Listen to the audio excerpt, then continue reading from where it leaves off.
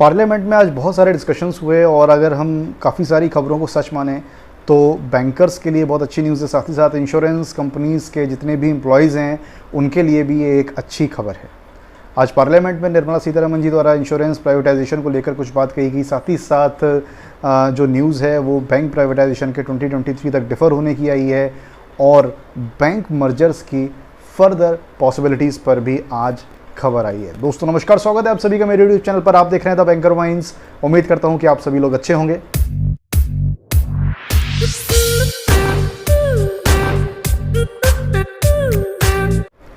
दोस्तों आज के इस वीडियो में जो मैं आपसे बात करने वाला हूं वो है बैंक प्राइवेटाइजेशन का 2023 तक डिफ़र होना, आगे चलकर मर्जर्स की पॉसिबिलिटीज़ और इंश्योरेंस कंपनी का प्राइवेटाइजेशन। तो इन्हीं तीन मुद्दों पे आज आपसे मैं इस वीडियो में बात करूंगा, तो बने रहिएगा इस वीडियो में अंत तक मेरे साथ। सबसे पहले बात करते हैं हम लोग इंश्योरेंस प्राइवेटाइजेशन की। तो देखिए, आप सभी को पता है कि पार्लियामेंट का मॉनसून सेशन चल रहा है और जिसमें इंश्योरेंस का जो बिल है उसको अमेंड करने की बात इस मॉनसून सेशन में रखी गई थी।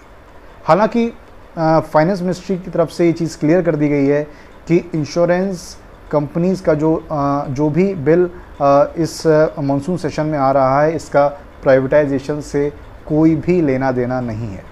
उन्होंने क्लियरली बोला है कि प्राइवेटाइजेशन से इस बिल का कोई भी लेना देना नहीं है। इस बिल को इसीलिए प्रपोज़ किया जा रहा है ताकि मार्केट में आगे चलकर इंश्योरेंस कंपनीज़ और भी अच्छे अच्छे प्रोडक्ट्स को लाकर लॉन्च कर सकें और अपनी ग्रोथ है और उसको बढ़ा सकें। तो हालांकि बहुत सारा माइंड में चल रहा था कि इंश्योरेंस लॉ अमेंड्स होंगे तो क्या हो सकता है, शायद इंश्योरेंस कंपनी का प्राइवेटाइजेशन इस फाइनेंशियल ईयर में हो जाएगा। हालांकि ऐसा अभी हाल फिलहाल नहीं है। तो इंश्योरेंस कंपनी इसके जितने भी एम्प्लॉयज़ हैं उनके लिए एक अच्छी खबर है। साथ ही साथ अगर हम लोग बैंक प्राइवेटाइजेशन की बात करें, देखिए आपको याद होगा मैंने अपने पिछले वीडियो में, जो कि मैंने 10 दिन पहले अपलोड करी थी, कि there will be no bank privatisation till next financial year, तो उस खबर को पक्का किया है आज बिजनेस स्टैंडर्ड ने, जिसमें उन्होंने लिखा है कि जो बैंक प्राइवेटाइजेशन है वो हो सकता है फाइनेंशियल ईयर 2023 तक डिफ़र हो जाए।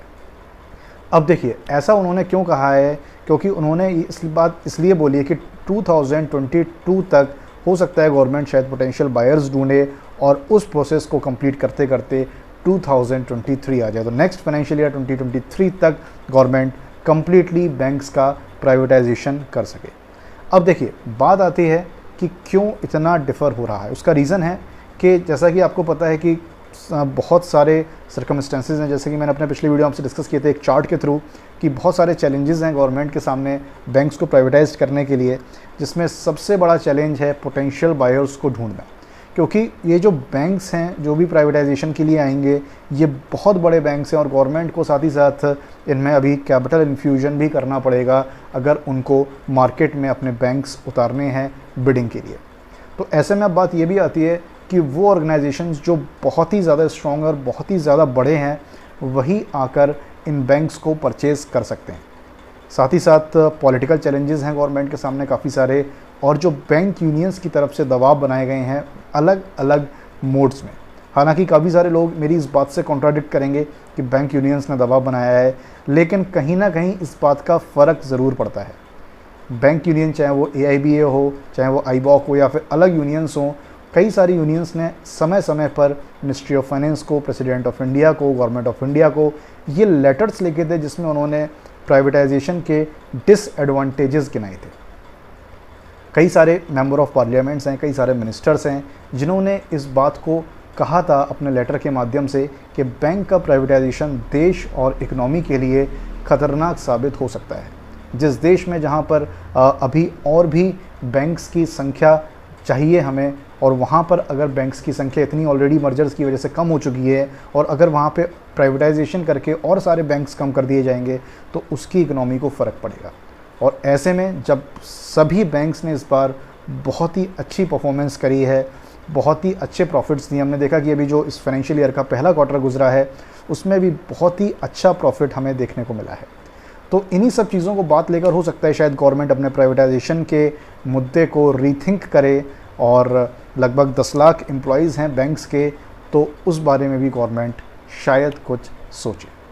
अब ऐसे में बात आती है जितने भी हमारे न्यूली रिक्रूटेड IBPS क्लर्क्स और IBPS POs हैं जिनकी अभी ज्वाइनिंग्स आ चुकी है, ज्वाइनिंग्स आना बाकी है, आप लोग बिल्कुल टेंशन फ्री होकर बैंक्स को ज्वाइन कर सकते हैं, क्योंकि अभी ये 2023 बोला जा रहा है एक पर्टिकुलर टाइम फ्रेम में, अगर सारी चीज़ें एक टाइम फ्रेम में होती हैं। लेकिन जैसा कि IDBI का हमें पता है कि उसकी क्या हिस्ट्री रही है कि प्राइवेटाइजेशन का ऐलान कब हुआ और कब जाकर प्राइवेटाइजेशन हुआ, और वो भी अभी इफेक्टिव प्राइवेटाइजेशन हुआ है, कंप्लीट प्राइवेटाइजेशन वो भी नहीं हो पाया है। तो अगर हम हिस्ट्री को देखें तो आने वाले 4-5 साल तो प्राइवेटाइजेशन में लगेंगे ही, अगर गवर्नमेंट अपने जो भी स्टेप्स हैं या प्रोसीजर्स हैं उनको फॉलो करता है। आगे चलकर क्या हो क्या ना हो ये किसको पता है। अगर आप ज्वाइन कर लेते हैं बैंक्स तो अगर आप चाहें तो ऑल्टरनेटिव तैयारी भी कर सकते हैं साथ ही साथ किसी और डिपार्टमेंट की, वो आपके ऊपर डिपेंड करता है। अब दोस्तों बात करते हैं बैंक मर्जर्स की। Ministry of state of finance ने कहा था कि जो गवर्नमेंट का फैसला था कि अब आगे चल के कोई भी बैंक मर्ज नहीं होगी, उसको गवर्नमेंट रिकंसीडर कर सकती है। एक ये रिटन रिप्लाई में उन्होंने लोकसभा में इस बात का जिक्र किया था। अब देखिए, आपको पता है कि एक कमेटी की मीटिंग शेड्यूल थी लोकसभा सेक्रेटरीट में, और जिसके ऊपर मैंने 2 वीडियोस भी बनाए थे। उसका जो अल्टरनेटिव्स था, जो भी आउटकम्स थे, वो मैंने आपको बताए थे। तो ऐसे में बात ये आती है कि कहीं ना कहीं हो सकता है शायद बैंक मर्जर्स के ऊपर काम अंदर ही अंदर चल रहा हो, क्योंकि काफ़ी सारे बैंक्स वो इन्वॉल्व थे जो मर्ज नहीं हुए, और कुछ बैंक्स ऐसे भी थे जो मर्ज हुए हैं। तो ऐसे में बात ये आती है कि गवर्नमेंट कंसीडर कर रहा है बैंक प्राइवेटाइजेशन, क्योंकि RBI ने बैंक्स के बोर्ड के ऊपर ये बात छोड़ दी है कि अगर वो चाहें तो अमलगमेट आगे चलकर हो सकते हैं। जैसा कि आपको पता है कि कई सारे बैंक्स का मर्जर ऑलरेडी हो चुका है। अब ऐसे में बात ये आती है कि आगे चलकर जो बैंक्स अनमर्ज हैं, क्या इनका आपस में मर्जर होगा, या फिर जो बैंक मर्ज होकर बड़े बन चुके हैं उनमें और छोटे बैंक्स को मर्ज करके उन बैंक्स को और ज़्यादा स्ट्रॉन्ग किया जाएगा। वैसे अगर देखा जाए तो सबसे सही प्रोसीजर यही है कि जितने भी बड़े बैंक्स अब बन चुके हैं उनको आप 1 साल का और टाइम दीजिए, ताकि वो सारी अपना जो भी पुराना मर्जर है उसको एकदम से लाइन पर ला सकें, और जो अभी छोटे बैंक्स हैं फिर उसको उसके साथ मर्ज किया जाए। तो ऐसे में क्या होगा कि जो एम्प्लॉयज़ का जो राइट्स है, एम्प्लॉयज़ के जो राइट्स के प्रोटेक्शन है, एम्प्लॉयज़ का जो फ्यूचर है वो भी सेफ हैंड्स में रहेगा, और देश को कुछ बहुत ही मजबूत और अच्छे बैंक्स मिल सकेंगे जो कि इकोनॉमी के लिए फ़ायदेमंद रहेंगे। तो ये सारी न्यूज़ है दोस्तों आज की, और देखना अब ये है कि इसमें से कितनी न्यूज़ सही है और क्या क्या चलकर आगे डेवलपमेंट्स होते हैं। हालांकि अगर हम मानकर चलें तो 90 to 95% ये न्यूज़ करेक्ट है।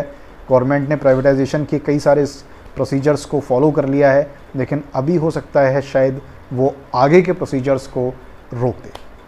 तो दोस्तों आज के वीडियो में इतना ही। अगर आप मेरे चैनल पर नए आए हैं तो चैनल को सब्सक्राइब करना मत भूलिएगा, वीडियो को लाइक करिएगा और बेल आइकन को प्रेस करिएगा। आगे अगर कोई भी अपडेट होती है तो वो मैं आपके लिए लेकर आता रहूँगा। अपना ध्यान रखिएगा, मिलता हूँ आपसे अपने अगले वीडियो में। Thank you so much for watching my video.